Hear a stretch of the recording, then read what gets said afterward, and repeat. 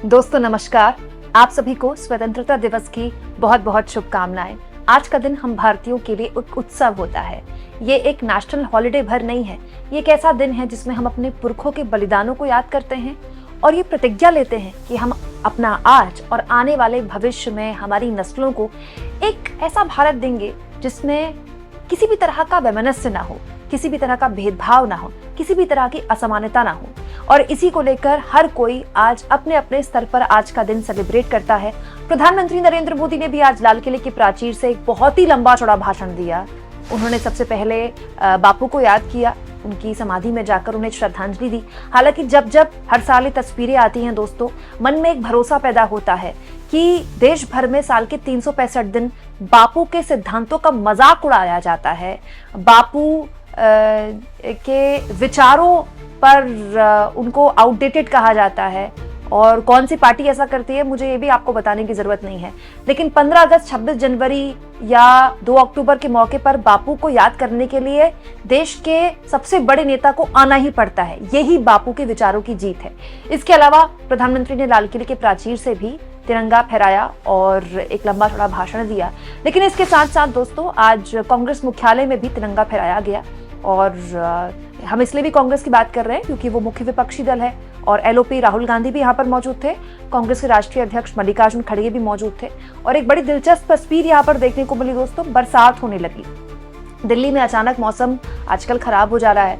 वैसे तो आजकल देश की राजनीति का मौसम भी कब बिगड़ जाए कुछ कह नहीं सकते, लेकिन ऐसा लगता है कि उसी से थोड़ा सा बरसात ने अपना रुझान ले लिया और अचानक से मौसम बदल गया। बारिश यहाँ पर होने लगी।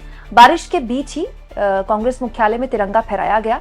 कांग्रेस के राष्ट्रीय अध्यक्ष मल्लिकार्जुन खड़गे ने तिरंगा फहराया और वहां पर सभी लोगों ने राष्ट्रगान गाया और देशभक्ति के गीत गाए। और उसके बाद मल्लिकार्जुन खड़गे ने वहां पर कांग्रेस कार्यकर्ताओं को उनको एक संबोधन भी दिया। और इसके साथ साथ एक दिलचस्प तस्वीर भी देखने को मिली दोस्तों, राहुल गांधी बारिश में भीग रहे थे। वैसे तमाम लोग वहां पर अम्ब्रेला लेकर, छाता लेकर खड़े हुए थे, लेकिन राहुल गांधी वहां पर बारिश में भीगते हुए ही कुछ इस तरह से तिरंगा फहराने वाले कार्यक्रम में अपनी मौजूदगी दर्ज करा रहे थे। हालांकि एक तस्वीर और भी है दोस्तों जो कल रात ही निकल कर आई। लाल किले के प्राचीर से जब प्रधानमंत्री मोदी क्या बोलेंगे, इसको लेकर देश के न्यूज चैनल्स पर चर्चा चल रही थी। वहीं दूसरी ओर कांग्रेस के तमाम कार्यकर्ता देश की सड़कों पर 15 अगस्त यानी कि स्वतंत्रता दिवस की पूर्व संध्या पर सड़क पर कुछ इस तरह से उतरे। ये तस्वीरें बहुत ही खास हैं, अलग हैं और याद की जाएंगी ये तस्वीरें दोस्तों, क्योंकि ये तस्वीरें किसी राज्य से नहीं आई, देश के अलग अलग राज्यों से ऐसी तस्वीर आई। मणिपुर से लेकर राजस्थान तक, राजस्थान से लेकर कर्नाटक तक, कर्नाटक से लेकर पंजाब तक, पंजाब से लेकर उत्तर प्रदेश तक, उत्तर प्रदेश से लेकर इम्फाल तक।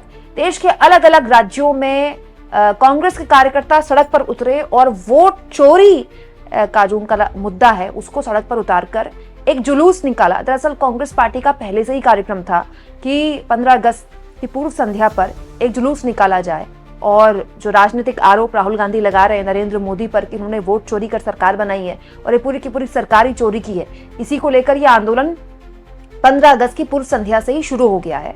और कल रात अलग अलग राज्यों में कांग्रेस कार्यकर्ता सड़क पर उतरे और उन्होंने जुलूस निकाला, हाथ में वोट चोरी के बैनर्स उनके थे।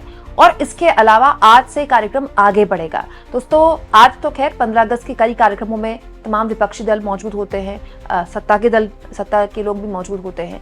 और लेकिन कल का दिन ऐतिहासिक है दोस्तों। कल से राहुल गांधी की यात्रा शुरू हो रही है दोस्तों। राहुल गांधी की वोट अधिकार यात्रा बिहार में शुरू हो रही है 12 दिन की।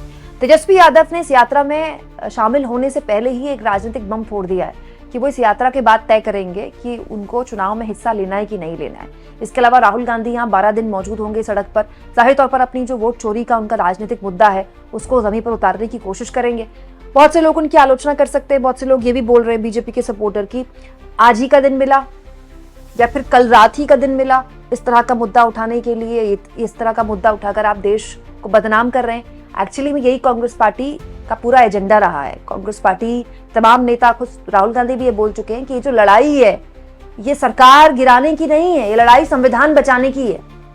क्योंकि अगर एक आदमी के पास एक वोट नहीं रहेगा, एक आदमी के पास कई वोट होंगे और जो जिसको एक वोट मिलना चाहिए उसके वोट काट दिए जाएंगे तो संविधान ही नहीं बचेगा। 1 सिटीजन 1 वोट, ये अधिकार है, देश का संविधान हर नागरिक को ये अधिकार देता है और ये अधिकार लोगों से छीना जा रहा है। इसीलिए ये एक तरह का एक नया आंदोलन सा खड़ा करने की जोर आजमाइश राहुल गांधी साफ तौर पर कर रहे हैं। अब वो कितने सफल होते हैं नहीं होते इस पर हम नजर बनाए रखेंगे, लेकिन उसकी एक श्रृंखला शुरू कर दी गई है 15 अगस्त की पूर्व संध्या पर। वहीं दूसरी ओर प्रधानमंत्री नरेंद्र मोदी के भाषण का अगर मैं विश्लेषण करूं, जैसा कि मैं कह चुकी हूं दोस्तों, बहुत ही लंबा भाषण था और इसके अलावा उस भाषण का बहुताया हिस्सा था, 75% जो हिस्सा था वो आत्मनिर्भर भारत का था। आखिरकार प्रधानमंत्री मोदी को ये बात समझ में आ ही गई कि भारत को किसी डॉलर पर निर्भर रहकर उसका काम नहीं चलेगा, डॉलर रुपये से आगे बढ़कर उसको अपने पैरों पर खड़ा होना पड़ेगा। लेकिन जैसा कि मैंने आपको अपनी पहली खबर में दिखाया भी दोस्तों कि ये आत्मनिर्भर भारत का सपना तो हमें 11 साल से दिखाया जा रहा है। बड़ा सवाल ये है कि इससे हमने हासिल क्या क्या किया है। मेक इन इंडिया का नारा दिया जाता है, लेकिन उससे हमें हासिल कितना हुआ है?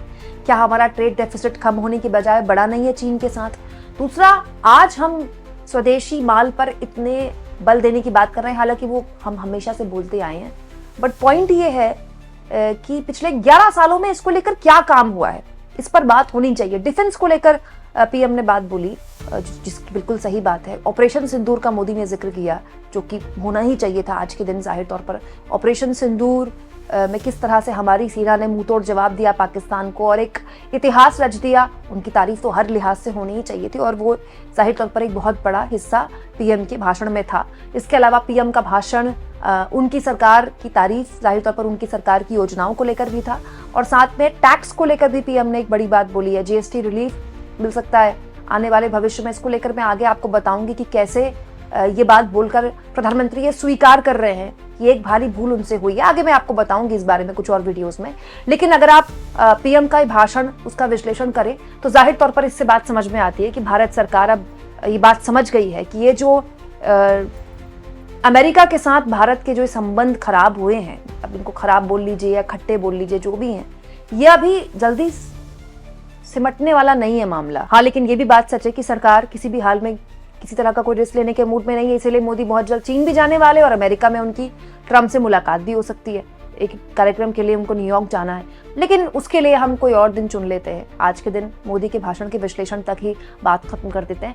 आप इस मुद्दे पर क्या सोचते हैं दोस्तों? दो अलग अलग नेता दो अलग अलग दिशा में देश को ले जाना चाहते हैं। एक तरफ राहुल गांधी चाहते हैं देश में वोट चोरी एक बड़ा मुद्दा बने और एक तरफ मोदी चाहते हैं कि देश में आत्मनिर्भर भारत, ऑपरेशन सिंदूर और एक लोगों की भागीदारी इसको लेकर वो एक मिशन मोड में चले।